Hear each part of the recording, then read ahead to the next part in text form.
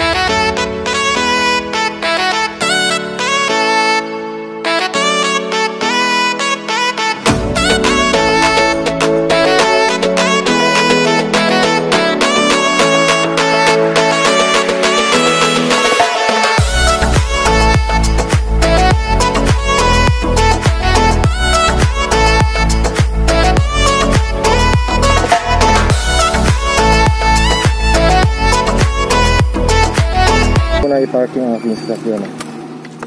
Ayan, so tara. So ayan guys, dito tayo magdagkot. Yan sa aming simbahan, no? Kasi meron kasi dito. Ayan. So doon tayo mag-atubang. So yan po si Papa Jesus. Papa Jesus. Ayan, oh. So dito tayo. Ayan. So mag-start na po tayo magdagkot sa kandila. Ayan.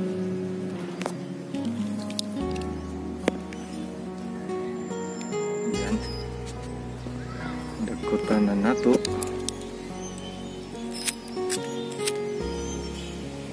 Ayan. So let's start na po. Isa sa mga tradisyon talaga namin guys dito sa Pilipinas, no, syempre matagal na natin 'to ginagawa. Kasi pagkarawan na natin, kailangan talaga na managkot, no? Magpapasalamat sa Panginoong Diyos kung ano yung natanggap natin. Sa mga blessings araw-araw na malaking blessings na natanggap natin, kailangan din natin magpasalamat sa Panginoong Diyos. So ayan, magsimula na po tayo sa aking hiling sa Panginoong Diyos. In the name of the Father, Son, the Holy Spirit. Amen.